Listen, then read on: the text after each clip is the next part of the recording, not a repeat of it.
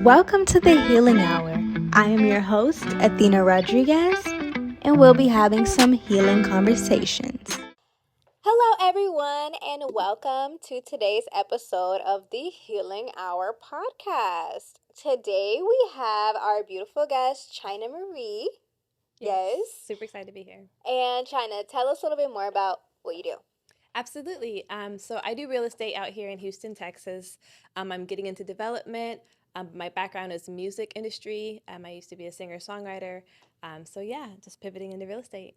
Yes. So real estate is a buzzword in Houston right now. Oh my God, yes. And I feel like everyone has been moving to Houston, me included. I'm like a veteran transplant, right? So I've been here nearly 10 years, and I came for the real estate too. Like, I came because I knew I wanted to leave Boston. I knew I wanted to leave home.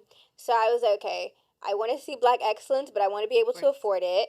So it was Houston over Atlanta. So tell me a little bit about, are you also a Houston transplant? Are you from Houston? Yes. No, I'm not from Okay, Houston. where are you I've from? been here for almost 2 years. I'm originally from Portland, Oregon.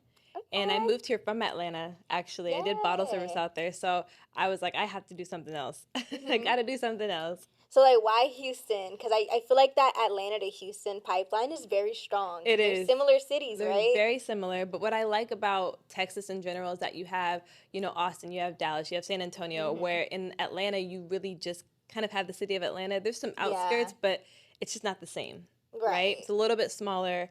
I just think that there's just so much more diversity here. Right. Yeah. So, when you came here, did you know you were going to do real estate? Yes, absolutely. Okay. I came for real estate development because it's still affordable here. You can buy land for cheap. You can still buy a really nice construction home for under $300,000. And where can you really get that other than Houston? Right. So your background, which is in the music industry, yes. How did that help you in having a real estate career? Yeah, quite a few ways. I think also just being able to deal with people on a daily basis. Sometimes, understanding energy as well. Yeah. Being able to read people. And then also able to have a good time with it. Because in the entertainment, it's a good time, where I feel like a lot of agents are very serious. They're just only professional all the time, which is great, but that's just not my motto. I'm very down to earth. I like to have a good time, as you can tell from my Instagram. Yeah, I'm popping champagne outside of course. trucks and having a good time. It's always going to be good, but it's always going to be good business and great results. Right. So I just wanted to change that trajectory of what a developer looks like, because when I think of a developer, I think of an older male sometimes, right? And so being able to see a young woman is just refreshing, right? And I think it just gives possibility to anyone that wants to do something different.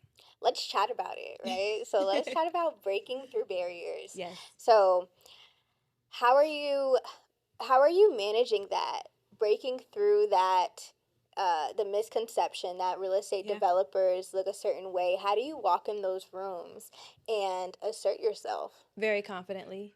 And I think the confidence comes from knowing my research. Yeah. I think that when you are able to hold a conversation in the room and know exactly what you're talking about and add value to the conversation, that's something that they're not expecting, because I know that when they see me walk through, they're like, oh, okay, where's the other developer? And you're like, oh, it's me. I am the other developer. Yeah, I am the other developer. And so I think that just being confident in what you do and knowing your shit. Right. Okay. Yes. So that's definitely what I want us to leave this podcast feeling like we know our shit, right? Exactly. I really want us in my audience to have a really good grasp on being well-versed in real estate, period. I know that we're going through another recession.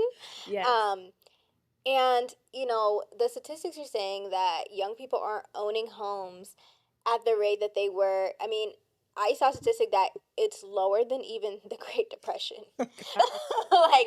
So I want you to kind of inform us a bit on the first time buyer especially experience. Break that down for us so we can start being literate in real estate. Yeah, I also feel like a lot of young entrepreneurs and the young people are buying.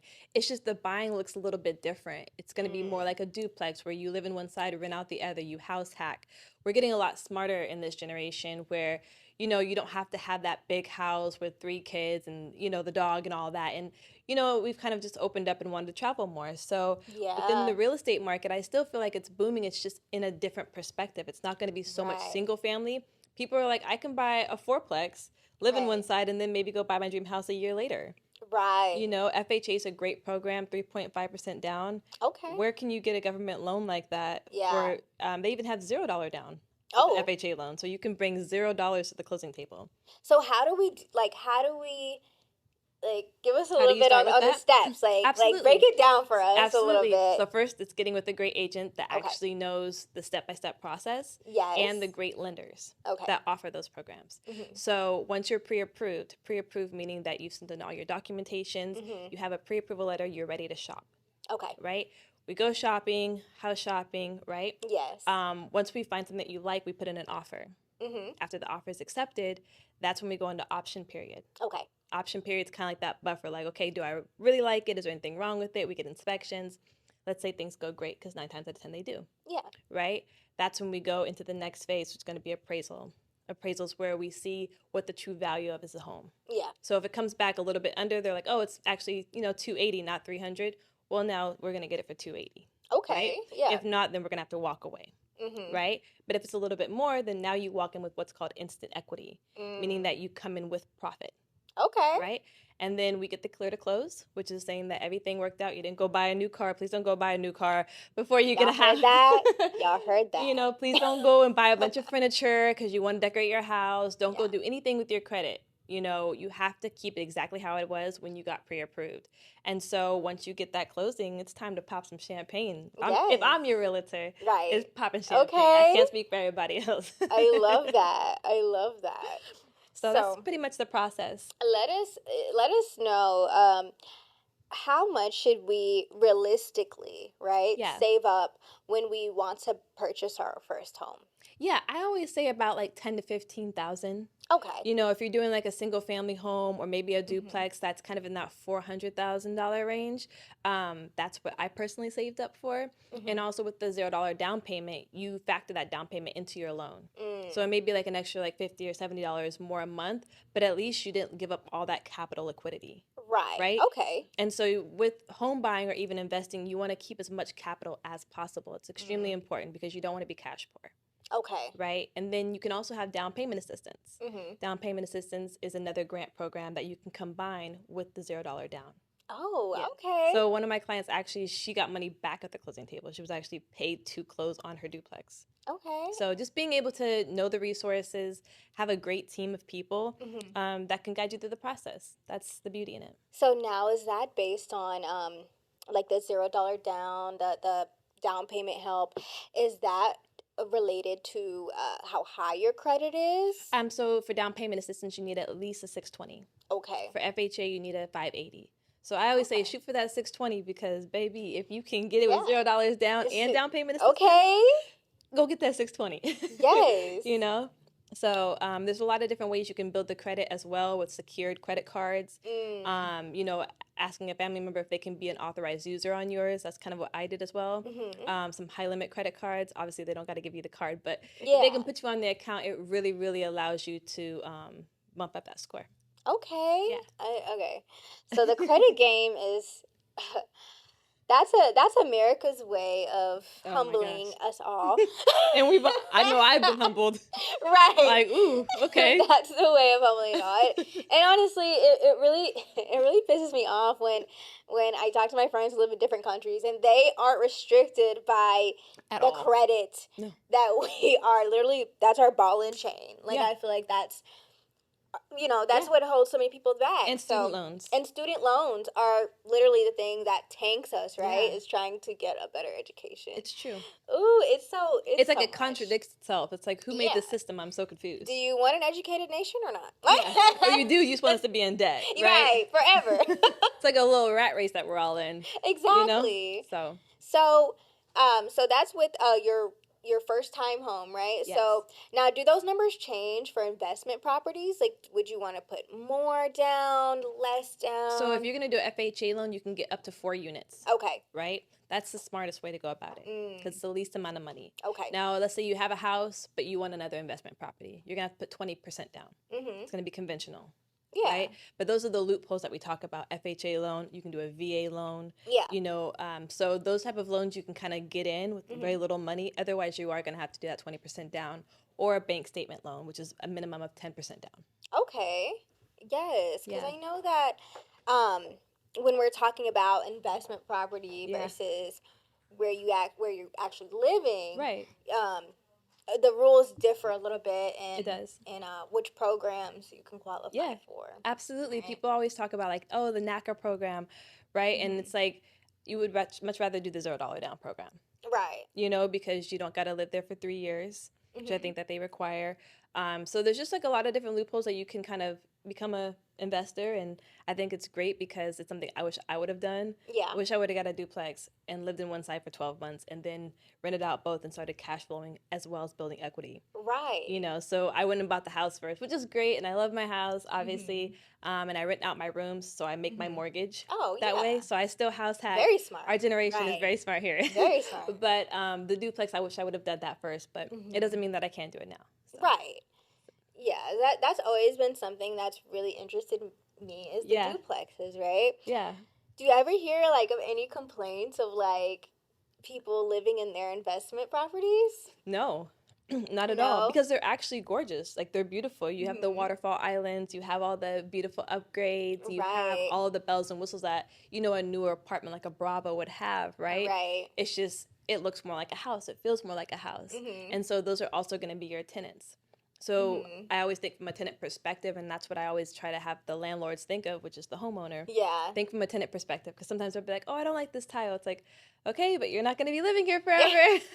Or I don't like this backsplash. And it's like, okay, but we're thinking about the tenant long term, right? Because that's who's going to be paying the mortgage for this, right? Exactly. And then you can go to Katie and get that dream home, or wherever and get that dream home. But it's a lot better than paying, what, like $2,500 at Brava, I think, for like a studio. Exactly. You know? Yeah. So if I, as a first time owner, were to put down, you know, the 10 to 15K that you recommended, right, what would my mortgage payments look like? It depends on the home, but for something for $300,000, you're looking at like $2,200, $2,300. Okay. Yeah.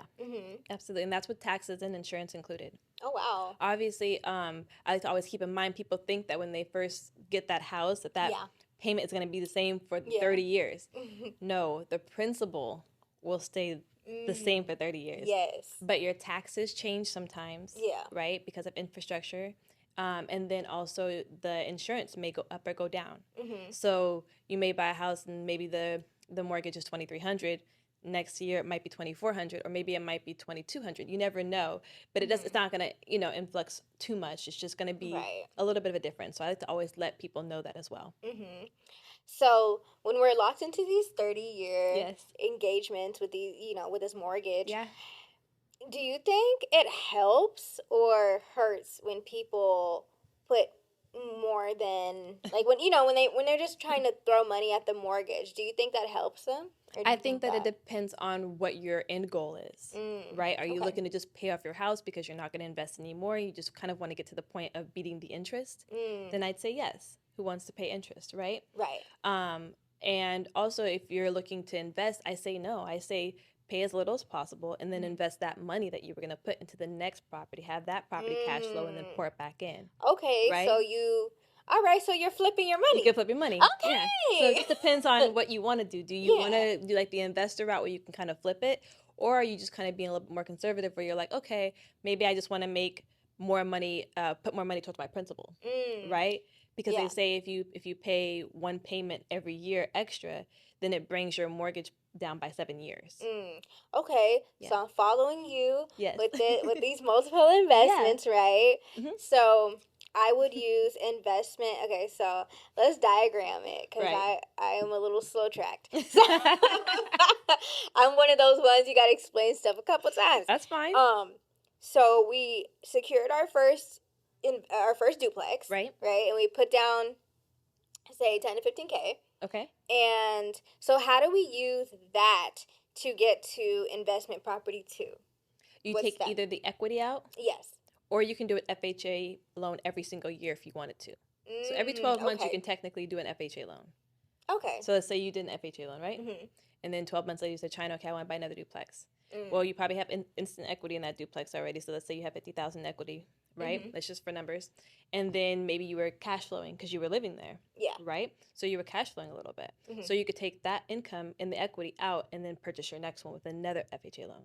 Okay. Yes. Yes. And the rent that you're getting from both sides of your duplex, Yeah. that goes towards your DTI, which is your debt to income ratio. So now it looks like you're making even more, right? So now you can qualify for even more. And you just kind of rinse and repeat, rinse and repeat. Rinse and There you repeat. go. Okay, so it's like a cycle. Yeah, and you could do it every single year if you wanted to. I have couples that are like, oh, we just kind of sacrificed for 3 years. Mm-hmm. We lived in one duplex, then we lived in the next one, and lived in the next one, and they just rinse and repeat. Right. I mean, I wonder how it is as a tenant, like living with your landlord. They don't know. I always tell them never Okay. tell, because they're gonna be knocking on your door, the sink, yeah. door, you know. And also, you don't want to feel like someone's watching you. Yeah, I was You know? gonna say that. Like when I lived when I rented a house out at Bel Air, it was like my landlord was like, I said no dogs, and I'm like looking around my house like, so you got a dog? Exactly. So you got a dog? Exactly. It's So you got a dog? You're like, who's here? I was literally like, Who's I was here? looking behind my curtains, It's like, true. how do you know? How do you know that? Oh, people around the neighborhood saw you walking the dog. I've been had this dog. I've been had this dog. It's so true. You are spying on me, and I don't know which one you are. Because they want that pet deposit. Yes. And a way to get rid of the pet deposit is an emotional support. Yeah, so I did have an emotional support animal. She just didn't want any dogs, period. Got it. She's like, this was my family's home. We don't want any pets. I'm like, And I can understand, like, it's their right, it's their house. your right. I understand. Yeah. But it's also illegal. They cannot deny someone because they have an emotional support pet or technically a service animal. Oh, yeah. Just so that you guys know, it is illegal to deny someone. I wish I knew that back then. I didn't get rid of my dog because of her, though. I was like, I'll give it back to my boyfriend. Right, before I get rid of it. Yeah, I was like, girl, this dog ain't going no damn where. Nowhere. Like, Nowhere. I'll move before the dog moves. I know, that's right. You're not evicting my baby. Right. It's true. Right. So what are some, like, funny landlord stories that you've heard? Landlord tenant stories? Okay, so sometimes they actually will house hack their own duplex, right? Meaning that they'll be a creative landlord. A creative landlord is going to be someone that does like an Airbnb or a midterm rental or rents by the room on the other side, because you can make more that way, right? So you're making about $2,800 to $3,000 just on that 3-bedroom, 2.5 bath. Yeah. If you Airbnb it. Right? And so essentially you're living for free. But yeah, like I hear some stories where they're just like, they had parties or they see like guys switching women, you know, and it's just like, but they also can't say anything because they're not supposed to be the landlord, right? Yeah. And so, yeah, anything from that or just, you know, just crazy parties. Right. You know, just be hearing fights, nosy people, you know, nosy neighbor stuff that we all do. So I think those are some of the stories that I've had so far. Like I said, I'm still a little bit newer to real estate, so I don't have as many stories, but I'm sure that I will be encountering many. Right. I remember in my, like, when I was an undergrad, and we went to, I forgot which city we went to, but we had an Airbnb, and we had a party at our Airbnb. Oh, God. And, like, so our guy friends had brought these girls back to our Airbnb, and the girls, so the biggest thing, the landlord's only rule was, like, do not stand on our pool table. And we're like, yeah, like nobody's gonna do that. Yeah, like the who girls does that? came in and was throwing all types of booty on the pool table, and It became a stage. they called my friend, the one who booked it. It was like, tell them get down. How did they know? That's what we were like. They have cameras We inside? started looking around. We were like, where's the camera? Oh my God. Where's the That's so camera? awkward. And then we found the camera. Like, one of my tall friends Where was able it? to spot it somewhere in the ceiling. And we were like, They is were that in the even ceiling? fucking That's not legal? even legal. That's so crazy. What if you was doing a little a little something, something, you Hey, know. yeah, like I'm a lightweight when it comes to this drinking stuff. So I was passed out like we were day drinking. So I'd be passed out before the club. Like I they can only left do me. one or the other. That's what I'm saying. I You can't do both. Pick or choose which one you want me to go Yes. to. And it was always the day drinking that took me out. Oh my And gosh. so I don't know what was going on. But that's crazy. A camera inside? Like, I don't know what was going on gosh. after dark. So for those girls' dignity, if y'all are watching this, I really hope y'all wasn't doing nothing conspicuous. Well, I can't put it past just knowing that they're on the pool table. On the pool table. Lord only knows. Hey, man, because that landlord saw every bit of you. That was that craziest thing. Not I was every like, bit of you. after that, girl, I was cool on Airbnbs. Y'all got it. We're going to the hotel. You're not about to spy on me. That's so weird. No, if I want to do the nasty in the living room, I should be able to do that. I'm paying $5. It's my American right. Right. Have you watched that?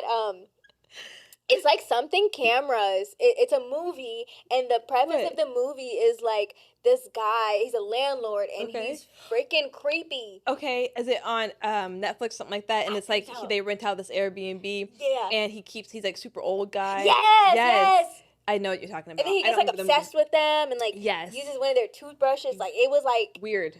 Yes. Weird. I even seen one guy that he was in the walls. He was living in the walls and came from the bookshelf. Yes. And he was like, I just wanted to shower. What? There's this whole show called like Frogging, where they're of course not landlords. And in fact, they're the opposite. Like these people are living with strangers and they don't even know it. Like they're thinking they're having supernatural encounters with ghosts. And the whole time it's just a crazy ass person living underneath their house. That's so weird. Or in an attic. I'm like See, I don't want a house with an attic because I don't want to go up there. It's so weird and so gross. Right. Like, I always get creeped out. I see that string and I'm like, oh, God. It's giving scary movie. It's giving scary movie and I watch too many. Yes. I watch too many. I'm not about to go up there and find Annabelle. No, thank you. Or basements. Oh, yeah. Oh, my God. I know they don't have basements here, but in Portland they do, and they're very scary to me. Yes.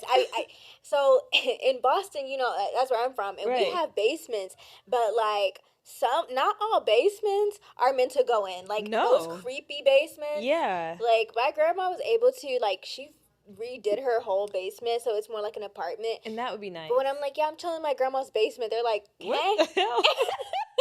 Chilling in the basement is crazy. Right?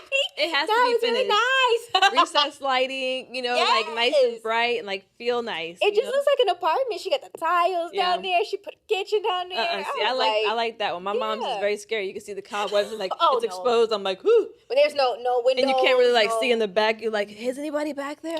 You're like, you know what I'm saying? That's what it used to look like before we renovated. Or something falls and you're like, ah! You running up the stairs hoping nobody grabs your legs. Girl. Like, girl, no, I can't do it. Oh, glad we don't have those in Texas. I'm so happy we don't have that in Texas. I don't want to give nobody a tour. Y'all go down there. Let me know what y'all think about it. Yes. Come back up. Because, girl, can't do basement is crazy. Oh, my gosh. Yeah. So, speaking of, like, real estate in other cities, right? Which city do you think has the most, I think, like, interesting real estate? Like, the most interesting houses, environment? You know, I haven't been to too many, but I can speak for Portland. So it's what the mortgage goes for out there, and like what homes are selling for. Like their resale is like average on like 600,000. It's a really small, like 2-2. Yeah, like, meaning 2-bedroom, 2-bath. And it's just like people really like the vintage look. People really like a pink house or a house that has like clowns on it all over the place, or you know, like it's like a hippie's paradise there in a way. And so it's just such a different place where you'll see so many different like dolls in the front yard or like goats wearing diapers. You know, it's just like you can never put anything past there. And so it's almost like any structure would work there because there's some person that has a really creative mind. That is going to love it so much. So it's a place that could just be like they would live in a pencil. Right. You know, like a pencil house, and it would be like the coolest house ever to them. My job is actually based in Portland. Is it really? So every quarter we go to Portland, and I'm always like, these people are so quirky. Like everything about Portland is quirky. I love it though, but it's so the slogan is "Keep Portland Weird," but I think so is Austin. Now that I know that, really, I don't know who had it first. Probably Portland, but Portland is definitely weird. Yeah, and I love my city, but I'm like, ooh. It's a like, but one thing I think Oregonians are cool as hell though. Like they're very like Chill. like informal, Yeah. like very laid back. Yes. It's a bunch of Yeah. hippies. You know, we have a dispensary on every single corner. Right. And a coffee shop. Drugs are literally legal, which downtown Portland looks a hot mess. It does But look yeah. a hot mess. I hope that they clean it up because, like, Right. come on, help us out, please. Please. Literally. It has so much potential. It does. And Right. it's become a great food city. A lot of young chefs and like new chefs go out there to start, Yeah. whether it's in a food truck, because food trucks are very popular there. And they're also a fortune. Yeah. Like it's really expensive. I'm like, I spent $90 at a food truck. Like I just, you know what I'm saying? I lived in LA for so long where like you go to the taco truck and it's like $8 for like Right. all this food. Exactly. So like going and spending 90, I'm like, okay, are we at a restaurant or what's Right. happening? Like why are these chili cheese fries like $15? And like there's no chili on it really. Exactly. You know? So it's not knocking anybody's hustle. I'm just like, it's just different. Come on now. But I do love Portland. Also, Nike's there. You know, it's Nike, Yeah. originated Nike there. So a lot of great tech is happening, and a lot of transplants from California are moving there. So Yeah. that's really increasing the price margin out there. And yeah, I mean that would be the place where I'm like, you could literally live in a pencil or like a sheet, and people would be like, oh my god, I love this. Right. You know? Yeah. So yeah. So like places like California, Yeah. Boston too, like that are so expensive. Yes. Do you recommend, young people to buy there or buy or go somewhere that's a little less occupied? I say it's great to buy there if that's what you want. Like you really, really want to be in California. You're going there for work or what have you. But it would have to make sense because the taxes are so high, Yeah. right? And when the taxes are high, it eats up all your capital. And so it's really challenging to invest in California where the taxes are high when the whole point is to make money. Right. Right? It's like something eating at your bottom line. Where here in Houston, it's really affordable where you can still get ahead. Right. You know, the taxes are low here. It's like 0.21 in Sunnyside Medical Center area. You know, so when you have a lower overhead, you get a chance to make more. Right. Right? It would be like trying to start something so big and barely having enough to afford it. Yeah. Rather than starting something a little smaller, but now you have a lot of reserve in case things may or may not go your way. Okay. Right? Better to start small and then expand. Mm-hmm. So that would be my recommendation. That makes sense. Yeah. Because I know you have your, like, diehard Californians or Yes. people who don't want to leave their hometowns, but I just always think, like, how is it sustainable to own property? I mean, there are tremendous pros of owning property. course. Like, when my grandma first moved to America, Yeah. she got her house for the low, like in the 90s. Right. And the area that she bought it in at that time, before gentrification, it was a hood. Like, But that's the best place to buy. yeah, she bought. I mean, that's the only place she wanna- could buy. I mean, yes, no, it's so true. Yeah, so she came here to America, worked in housekeeping Yeah. at the Sheraton, and bought her house for the low. And now, though, I really think it was less than $200K that she originally bought That's it for. amazing. Do you know what that house is worth now What is after it worth now? gentrification? Like, I think 4 years ago we looked it up, and it was $850. I would believe it, absolutely. $850.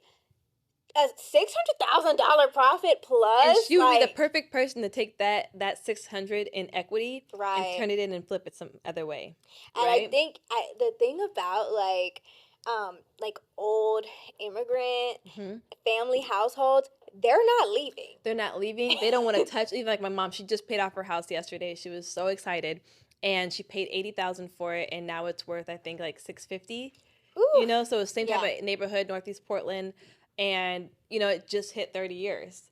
And so I'm like, oh, do you want it? She's like, I don't want to touch nothing. They don't want. I don't want Yeah. to touch nothing. You know, and so it's like, you know, you gotta like educate them more as well and kind of show like, okay, this is your options, and you don't have to always feel like you have everything paid off. I know it's a good Right. feeling, right? But you can do a lot with that equity Right. if you just have the right knowledge.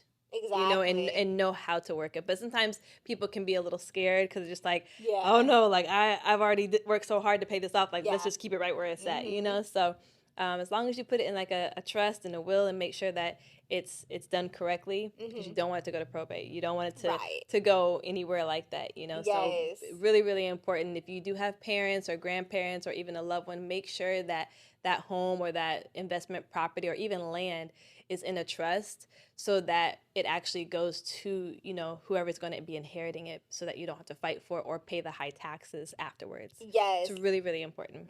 Let's not make it harder on your children after you go. Don't make, yeah. I know that's the biggest hurdle is we're thinking we're doing the right thing. We're leaving our kids with legacy, with land, with property, but we need to make sure our kids are able to inherit that property. It's a different process. Yes. And it's really important. In a seamless way. Yeah, absolutely. You don't want them fighting or losing it because they can't afford the taxes. Yes. Because you don't know if your parents are behind on the taxes or what may come up. So it's just really important to make sure that you have all of that down and that it's secure. That's a big thing that I hear about is, I know a lot of people whose parents have passed away and they don't know what's going on with their house taxes, so they're suddenly hit with like a $30,000.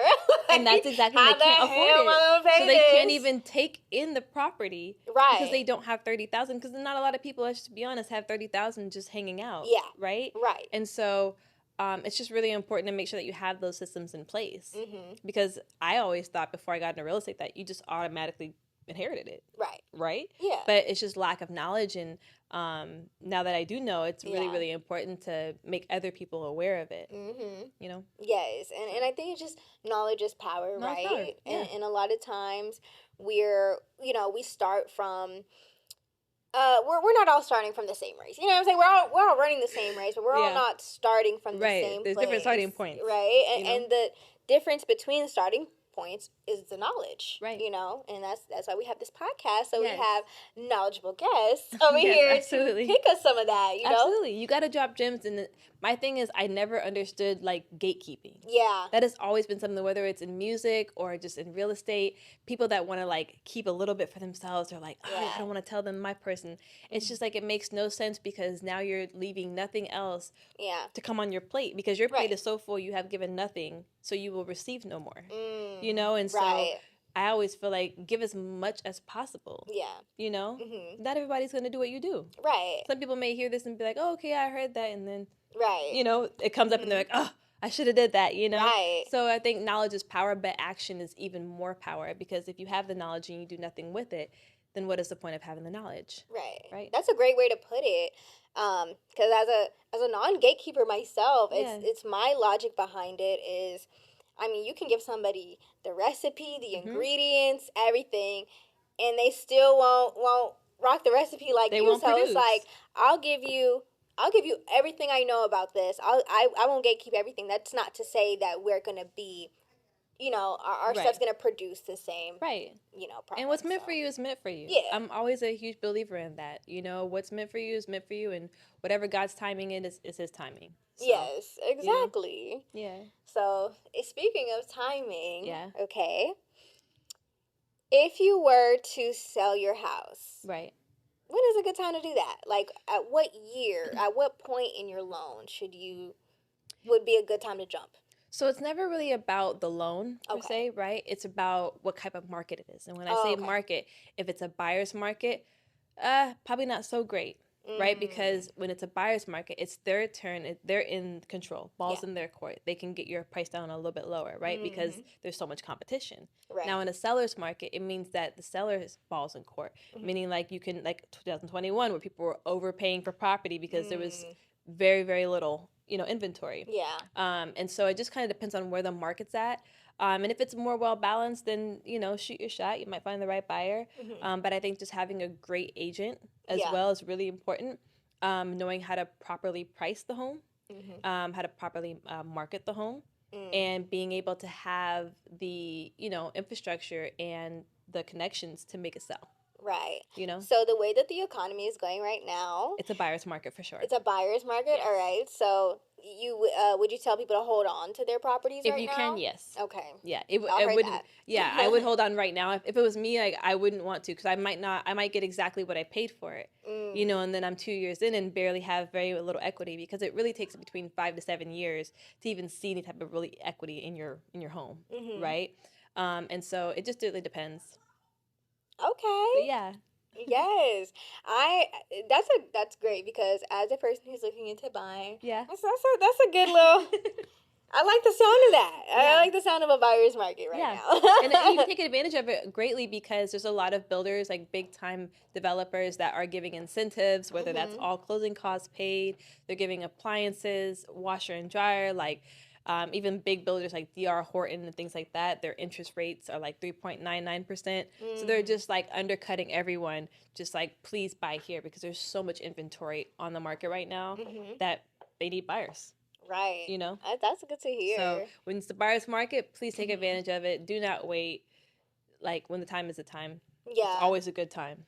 I think when I first moved to Houston, and I was here for like a year or two. Yeah. I went ahead and I moved into a high rise, and I randomly caught, like, I didn't even know this guy, but he's like, he had commented on my Instagram post because I took a picture like of a coffee in my elevator. So you were already being weird by even saying anything to me. But but one thing that stood out was like, just by the look of my elevator, he was just like, "Oh, you paying all that for rent?" Oh my God.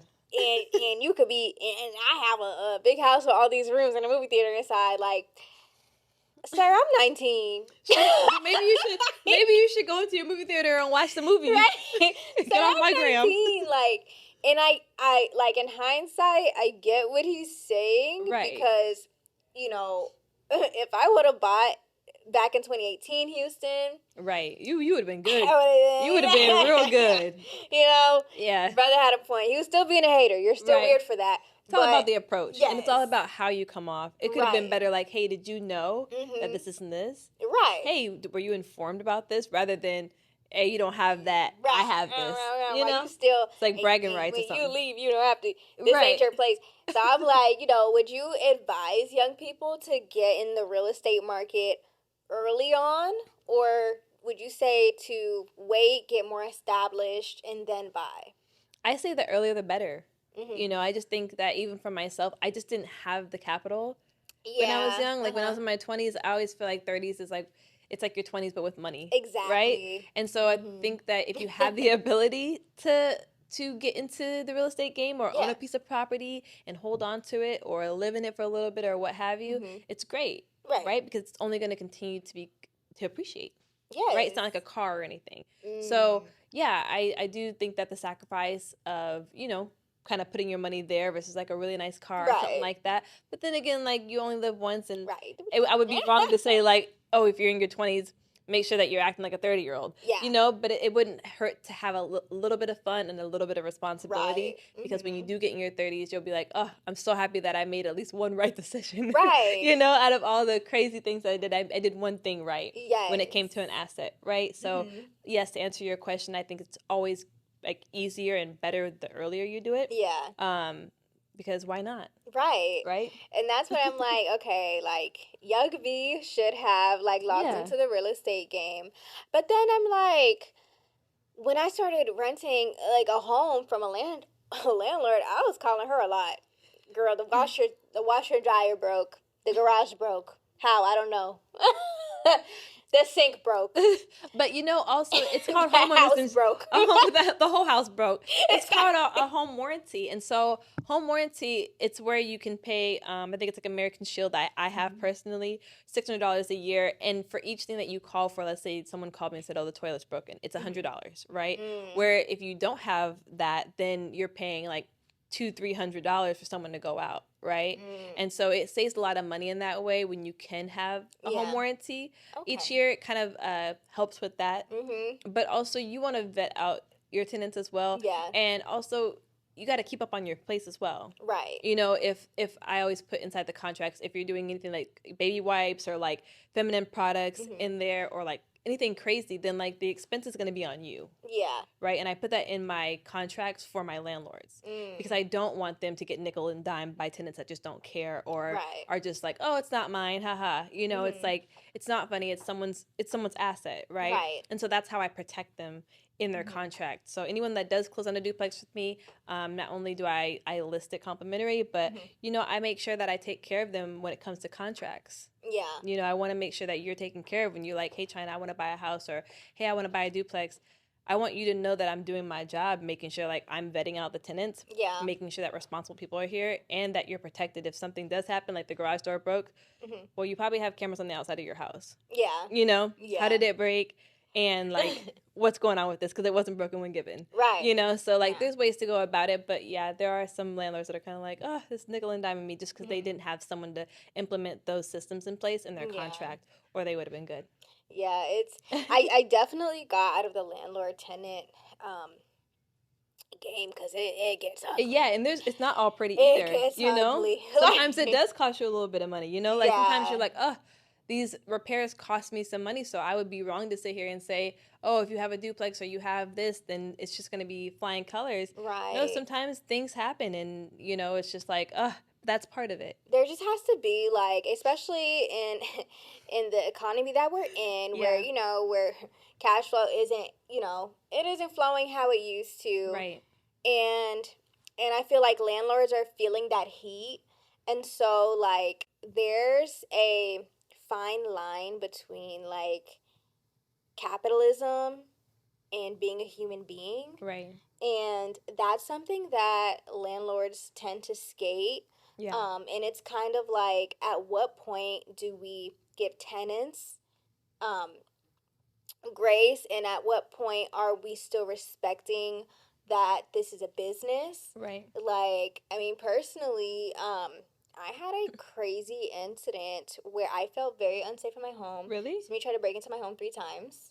And oh my God. This was like in another house that I lived in. This was the end for me. This is whenever I washed my hands with landlord. And I'm like, I have the police reports. I have the ski mask videos of the person ski mask knocking. Is crazy. My camera's out. Like, this person tried 3 times. And the landlord was still like, no. Wow. No, you can't move. And I'm like, you can't do that at all. And it's like, I'm already under so much stress. Right. And now I have to get a lawyer to get you to just let me out of my lease. Yeah. Like, there's a fine line between just like being a good person. Being a person. Yeah, like, you know, like there's a girl who lives a country away from her family. Like, my family lives in Boston. I live in Houston on my own. I was way younger at the time, and I'm clearly being targeted. Right. I have all these documentations. Let me out my lease. Yeah, absolutely. You're not gonna miss this little $1,800. Let me out. Like, if something happens to me on your property, that's on you. You're gonna have to explain that to somebody. Right. You know? That's an even bigger issue. So it's just kind of like that, finding that balance between, like, we all want to make money, but please be a decent, but not at the expense of someone's safety. Yeah. You know, so like, in any incident like that, that's a really like tricky one. Yeah. Right. But yeah, I mean, I just, like I said, it's unfortunate. Right. But there are people that are just like, nope, not my problem. Right. You know, so this is my investment. yeah, this is my investment property. You sign this paper, and it's just kind of like, all right, we have to have a heart at the end of the day. Yeah. And you know, let's just find you another tenant. Right. You know, so if you have like I said, if you have a great team, it really just comes down to the team. Exactly. Have a great team, let's get it rented again. Right. You know? Yeah. Or at least meet them in the middle and say, okay, because of the short notice, I'm going to keep the deposit, but I will let you out. You know, like, I'm going to give a little bit, but I need you to give a little bit too. Right. Right, to make this a fair deal. And I feel like that's fair. And that's where your real estate professionals come in to mediate, because your landlords most of the time are just average Joes. Yeah, they're just like, what? They don't know this. Yeah. And they don't have resolution rent's skills. due. You know, like, all they just know is like, my mortgage is due. So right, exactly. you need to pay me. Correct. Yeah. So I'm just like, okay. But that's another reason why the $0 down is a great program, because now you could have saved that. Right. 10 to 15,000 rather than putting that down. Right. So now that's why I'm always saying you never want to be cash poor. You always want to make sure that you have a little bit of reserve for just in case, because things do happen. Right. You know, just as much reward as you're getting, there's still risk involved. Yes. And you got to spend money to make money. Exactly. You know? I love that. And that on that note, we're going to end with it. You got to spend money to make money. I know, that's okay? right. That's you know what? That's the title of this episode. You got to spend money to make money. You do. I love that. Yes. Well, China, let us know, you know, tell the audience where we can find you, your handles, your real estate pages. Just let us know. Yes. You can find everything at China Marie Invest. So it's China Marie, ChinaMarie, in the word invest on all platforms. Yes, thank you so much, Absolutely. China. Thank you for having me. I'm so Ooh, excited. I feel like I can go out and buy a house right now after I know this that's knowledge. right. You better call me. I'm gonna get my critter straight today. 620 so you can get down payment assistance too. Right. There you Okay. go. Thank you so much. Thank you for And you having guys, me. this was this episode of the Healing Hour podcast. Bye.